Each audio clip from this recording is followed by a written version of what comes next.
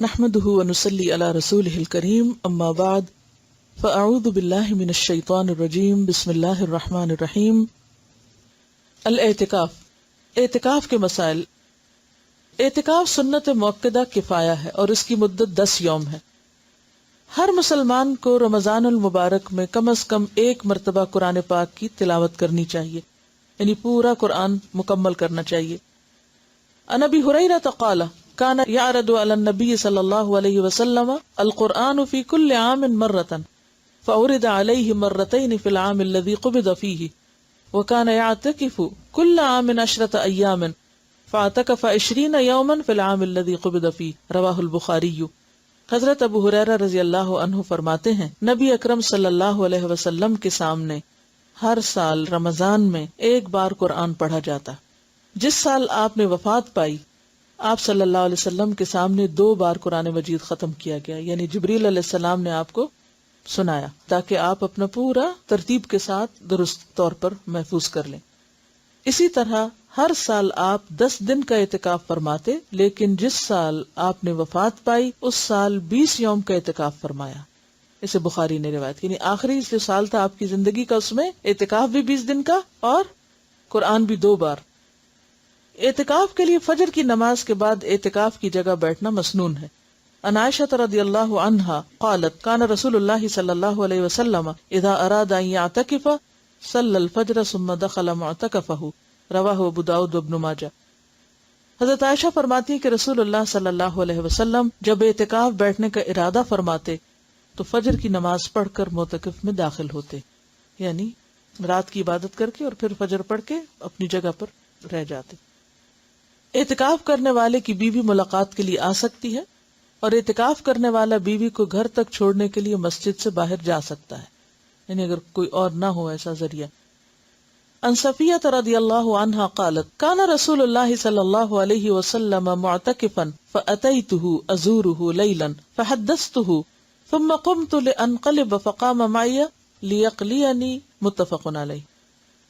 حضرت صفیہ فرماتی ہیں کہ رسول اللہ صلی اللہ علیہ وسلم اعتکاف میں تھے، میں رات کو نبی اکرم صلی اللہ علیہ وسلم سے ملنے آئی اور باتیں کرتی رہی، واپس جانے کے لیے اٹھی تو نبی اکرم صلی اللہ علیہ وسلم مجھے چھوڑنے کے لیے اٹھ کر کھڑے ہو گئے۔ اسے بخاری اور مسلم نے روایت کیا ہے۔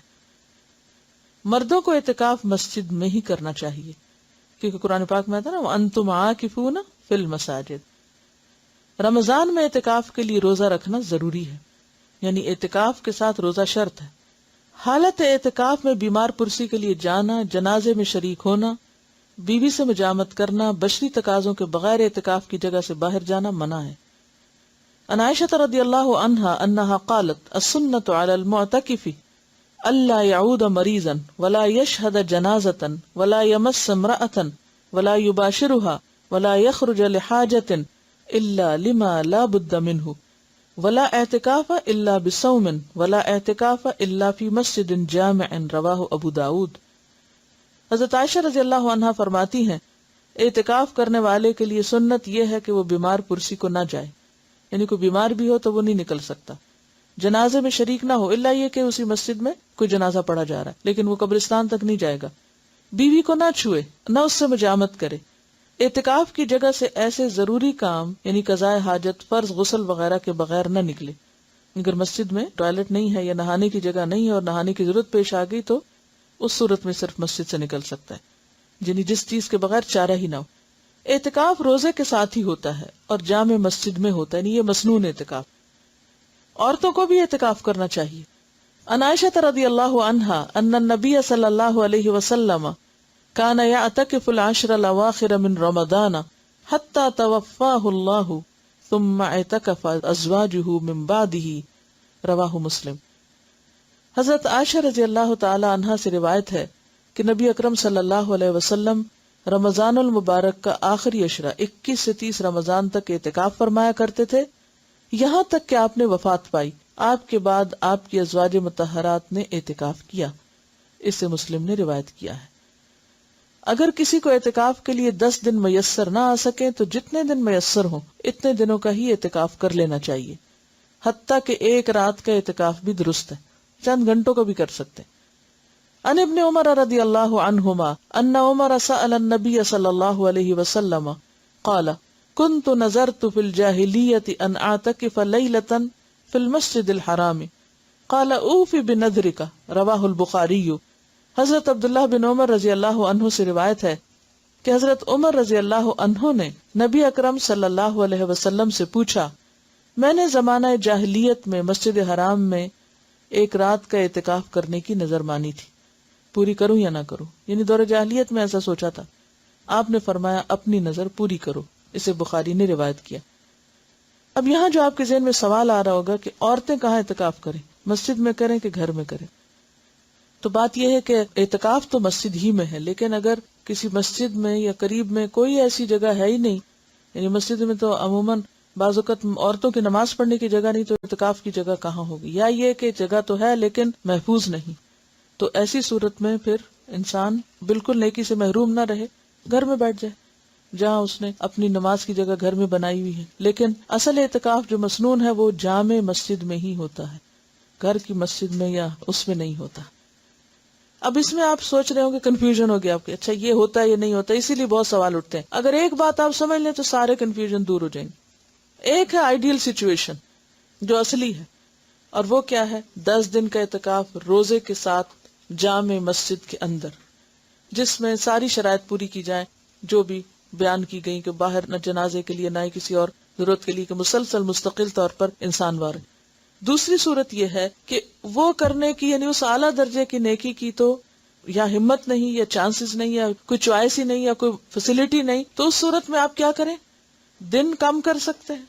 اگر کسی کو کوئی ایسا شرعی عذر ہے کہ روزہ نہیں رکھ رہا، تو سوچتا چلو میں ایک جگہ بیٹھ کے عبادت کر لوں، مسجد میں نہیں تو گھر میں بیٹھ جائے، وہ پھر کیا ہے؟ کنوینئنس کا اعتکاف ہے۔ ٹھیک ہے، تو کنوینئنس میں تو پھر آپ ایک دن کا کر لیں، گھر میں بیٹھ کے کر لیں، کھانا بھی پکا لیں اور آ کے اپنی جگہ پہ بھی بیٹھ جائیں، پھر وہ ایک دوسری صورت ہے۔ تو اس فرق کو اگر آپ پہچان جائیں تو سارے مسئلے حل ہو جائیں گے۔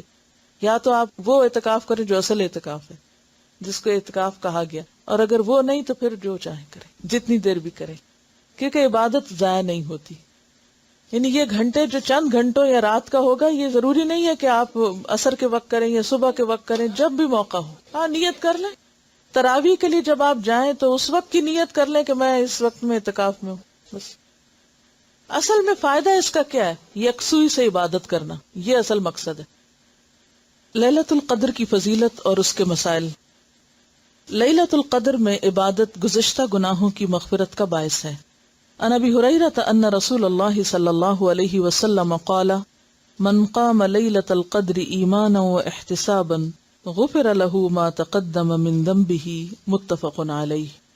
حضرت ابو ہریرہ رضی اللہ عنہ سے روایت ہے کہ نبی اکرم صلی اللہ علیہ وسلم نے فرمایا، جس نے لیلۃ القدر میں ایمان کے ساتھ ثواب کی نیت سے قیام کیا، یہ جو قیام کا لفظ ہے یہ قابل غور ہے، اس کے گزشتہ گناہ معاف کر دیے جاتے ہیں۔ تو آخری راتوں کی بہترین عبادت طویل نمازیں ہیں، لمبا قیام ہے۔ اسے بخاری اور مسلم نے روایت کیا ہے۔ یہ الگ بات ہے کہ جن لوگوں کو نماز نہ پڑھنا ہو پھر وہ بیٹھ کے کچھ ذکر اذکار کرتے رہیں، لیکن ساری نیکیوں میں سے بہترین نیکی جو اس رات میں کی جا سکتی ہے وہ طویل قیام۔ لیلۃ القدر کی سعادت سے محروم رہنے والا بہت ہی بد نصیب ہے۔ عن انس بن مالک رضی اللہ عنہ قال دخل رمضان فقال رسول اللہ صلی اللہ علیہ وسلم ان هذا الشهر قد حضركم وفيه ليلة خير من 1000 شهر من حرمها فقد حرم الخير كله ولا يحرم خيرها الا محروم۔ رواہ ابن ماجہ۔ حضرت انس ابن مالک رضی اللہ عنہ سے روایت ہے کہ رمضان آیا تو رسول اللہ صلی اللہ علیہ وسلم نے فرمایا، یہ جو مہینہ تم پر آیا ہے اس میں ایک رات ایسی ہے جو 1000 مہینوں سے بہتر ہے۔ جو شخص اس کی سعادت حاصل کرنے سے محروم رہا وہ ہر بھلائی سے محروم رہا۔ یعنی جس نے یہ چانس مس کر دیا کہ ایک رات کی عبادت 1000 مہینوں کی عبادت سے بہتر، تو پھر اس نے کتنا بڑا موقع ضائع کیا، کتنا بڑا نقصان کیا۔ نیز فرمایا لیلۃ القدر کی سعادت سے صرف بد نصیب ہی محروم کیا جاتا ہے، یعنی جو قسمت والے ہیں وہ اس کو پا لیتے ہیں اور باقی محروم رہ جاتے ہیں۔ اور پاتا کون ہے؟ جو کوشش کرتا ہے، جو محنت کرتا ہے، جو طلب رکھتا ہے۔ لیلۃ القدر رمضان کے آخری عشرے کی طاق راتوں میں تلاش کرنی چاہیے۔ عن عائشہ رضی اللہ عنہا ان رسول اللہ صلی اللہ علیہ وسلم قال تحروا لیلۃ القدر فی الوتر من العشر الاواخر من رمضان، رواہ البخاری۔ حضرت عائشہ رضی اللہ عنہا سے روایت ہے کہ رسول اللہ صلی اللہ علیہ وسلم نے فرمایا، رمضان کے آخری عشرے کی طاق راتوں میں لیلۃ القدر کی تلاش کرو۔ اسے بخاری نے روایت کیا ہے۔ تو اس سے کیا پتہ چلتا ہے کہ خاص طور پر طاق راتوں میں اہتمام کے ساتھ عبادت ہونی چاہیے، اور صرف 27ویں پر ہی اکتفا نہیں کرنا چاہیے۔ رمضان کے آخری عشرے میں بہت زیادہ عبادت کرنی چاہیے۔ رمضان کے آخری عشرے میں اپنے اہل و عیال کو عبادت کے لیے خصوصی ترغیب دلانا مسنون ہے، یعنی صرف خود نہیں، بچوں کو، گھر والوں کو، اوروں کو بھی اس کی طرف توجہ دلائیں، جیسے میں آپ کو توجہ دلا رہی ہوں۔ عن عائشہ رضی اللہ عنہا قالت کان النبی صلی اللہ علیہ وسلم یجتہد فی العشر الاواخر ما لا یجتہد فی غیرہ، رواہ ابن ماجہ۔ حضرت عائشہ رضی اللہ عنہا فرماتی ہیں کہ رمضان کے آخری عشرے میں نبی اکرم صلی اللہ علیہ وسلم باقی دنوں کی نسبت عبادت میں زیادہ کوشش فرماتے۔ اگر لفظی ترجمہ دیکھیں تو زیادہ فورسفل ہے۔ یجتہد، آپ کوشش کرتے، محنت کرتے، فی العشر الاواخر، آخری عشرے میں، ما لا، جو نہیں، یجتہد، وہ کوشش کرتے تھے، فی غیرہ، اس کے سوا کسی اور میں، یعنی پورے سال کی عبادت ایک طرف اور اس آخری عشرے کی عبادت ایک طرف، یعنی اتنی زیادہ آپ کی توجہ اس عشرے میں عبادت کی طرف ہوتی تھی۔ عن عائشہ رضی اللہ عنہا قالت کان رسول اللہ صلی اللہ علیہ وسلم اذا دخل العشر شد مئزرہ واحیا لیلہ وایقظ اہلہ، متفق علیہ۔ حضرت عائشہ رضی اللہ عنہا فرماتی ہیں جب رمضان کے آخری 10 دن شروع ہوتے تو رسول اللہ صلی اللہ علیہ وسلم عبادت کے لیے کمر بستہ ہو جاتے، کمر باندھ لیتے، جیسے ہم کہتے ہیں نا کمر کس لو، راتوں کو جاگتے اور اپنے اہل و عیال کو بھی جگاتے، یعنی گھر والوں کو بھی ساتھ شریک کرتے۔ اسے بخاری اور مسلم نے روایت کیا ہے۔ آخری عشرے کی تمام راتوں میں جاگنے کی فرصت نہ پانے والوں کے لیے لیلۃ القدر کا بھرپور ثواب حاصل کرنے کے لیے 2 اہم احادیث، یعنی اگر کسی میں اتنی ہمت نہ ہو یا ایسی مصروفیت اور مجبوری ہو کہ پورا آخری عشرہ اعتکاف نہیں کر سکتے یا خاص عبادت نہیں کر سکتے، تو پھر وہ کیا کریں۔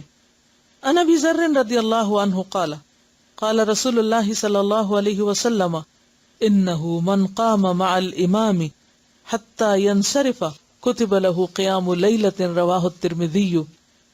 حضرت ابو ذر رضی اللہ عنہ کہتے ہیں رسول اللہ صلی اللہ علیہ وسلم نے فرمایا، جس نے رمضان میں امام کے واپس ہونے تک امام کے ساتھ قیام کیا، یعنی با جماعت تراویح ادا کی، اس کے لیے ساری رات قیام کا ثواب لکھا جائے گا۔ اسے ترمذی نے روایت کیا ہے۔ عن عثمان بن عفان رضی اللہ عنہ قال سمعت رسول اللہ صلی اللہ علیہ وسلم یقول من صلی العشاء فی جماعت فکأنما قام نصف اللیل ومن صلی الصبح فی جماعت فکأنما صلی اللیل کلہ، رواہ مسلم۔ حضرت عثمان بن عفان رضی اللہ عنہ کہتے ہیں میں نے رسول اللہ صلی اللہ علیہ وسلم کو فرماتے ہوئے سنا، جس نے عشاء کی نماز با جماعت ادا کی اس نے گویا نصف رات قیام کیا، اور جس نے نماز عشاء با جماعت ادا کرنے کے بعد صبح کی نماز با جماعت ادا کی اس نے گویا ساری رات قیام کیا۔ اسے مسلم نے روایت کیا ہے۔ رمضان المبارک میں رسول اللہ صلی اللہ علیہ وسلم کثرت سے تلاوت قرآن اور انفاق فی سبیل اللہ فرمایا کرتے تھے، یعنی نماز کے بعد 2 مزید نیکی کے کام کیا ہیں؟ قرآن کا کثرت سے پڑھنا، اور تلاوت کا معنی آپ سمجھتے ہیں اچھی طرح، اور انفاق فی سبیل اللہ کرنا، یعنی تلاوت سے مراد صرف ختم پہ ختم کرتے جانا نہیں بلکہ سمجھ سمجھ کے پڑھنا بھی۔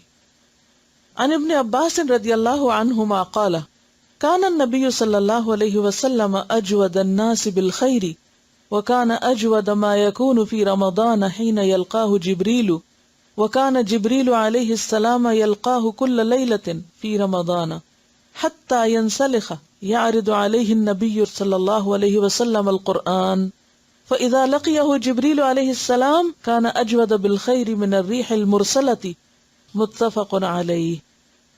حضرت عبداللہ بن عباس رضی اللہ عنہما فرماتے ہیں رسول اللہ صلی اللہ علیہ وسلم لوگوں کے ساتھ بھلائی کرنے میں بہت سخی تھے، لیکن رمضان میں جب حضرت جبریل علیہ السلام آپ سے ملتے تو آپ اور بھی زیادہ سخی ہو جاتے، یعنی عام دنوں کی نسبت زیادہ سخاوت ہوتی تھی آپ کی۔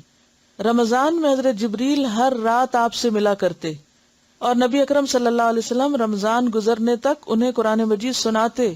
اس سے کیا پتہ چلتا ہے؟ سیکھنے سکھانے کا عمل بند نہیں کر دینا چاہیے۔ ایک پورے سپارے کا ترجمہ بیٹھ کے آپ دہرا لیں، کسی کو سنا دیں، کچھ کر لیں، اس سے کیا ہوگا؟ سبق بھی پکا ہو جائے گا اور یہ سنت بھی پوری ہو جائے گی کہ آپ صلی اللہ علیہ وسلم ہر رات جبریل سے ملاقات کرتے اور رمضان گزرنے تک انہیں قرآن مجید سناتے تھے، کیونکہ پڑھنا پڑھانا جو ہے افضل ترین عبادت ہے، یہ کبھی نہ بھولے آپ کو۔ جب جبریل علیہ السلام آپ سے ملتے تو آپ کی سخاوت تیز ہواؤں سے بھی زیادہ بڑھ جاتی۔ تیز آندھی جب چلتی ہے تو ہر چیز اس کی زد میں آ جاتی ہے، تو اسی طرح آپ کی سخاوت ایسی ہوتی کہ جس سے سارے فائدہ اٹھاتے۔ اسے بخاری اور مسلم نے روایت کیا ہے۔ لیلۃ القدر میں یہ دعا پڑھنا مسنون ہے، یعنی خاص طور پر ہر رات نمازوں کے درمیانی وقفے میں اٹھتے بیٹھتے کثرت سے یہ دعا پڑھیں۔ عن عائشہ رضی اللہ عنہا قالت قلت یا رسول اللہ صلی اللہ علیہ وسلم ارأیت ان علمت ای لیلۃ لیلۃ القدر ما اقول فیہا قال قولی اللہم انک عفو تحب العفو فاعف عنی، رواہ الترمذی۔ حضرت عائشہ رضی اللہ عنہا سے روایت ہے، میں نے پوچھا یا رسول اللہ صلی اللہ علیہ وسلم، اگر میں شب قدر پالوں تو کون سی دعا پڑھوں؟ نبی اکرم صلی اللہ علیہ وسلم نے فرمایا، کہو یا اللہ تو معاف فرمانے والا ہے، معاف کرنا پسند کرتا ہے، لہٰذا مجھے معاف فرما۔ اسے ترمذی نے روایت کیا ہے۔ اور اس میں آپ دیکھیے کہ جیسے افضل ترین عبادت اگرچہ لمبی نماز ہے یا پھر یہ کہ باجماعت تراویح ہے، لیکن بعض اوقات ایسا ہوتا ہے انسان تھک بھی جاتا ہے، یعنی کہ کھڑے ہو کے آپ نے طویل نماز پڑھی، پھر آپ بیٹھ گیا، بیٹھ کے کیا پڑھیں؟ پھر آپ قرآن پڑھنا شروع کر دیں، پھر آپ کھڑے ہو کے نماز پڑھیں، اور جو ناظرہ قرآن ہے وہ نمازوں میں پڑھ لیں، اور بیٹھنے کے وقفے میں ترجمے کے ساتھ دہرا لیں، حق تلاوت ہی کریں۔ اور اس کے علاوہ پھر دعائیں مانگیں، ہر قسم کی دعائیں، لیکن خاص طور پر یہ دعا، اللہم انک عفو تحب العفو فاعف عنی۔ وآخر دعوانا الحمد للہ رب العالمین۔ سبحانک اللہم وبحمدک، نشہد ان لا الہ الا انت، نستغفرک ونتوب الیک۔ السلام علیکم ورحمۃ اللہ وبرکاتہ۔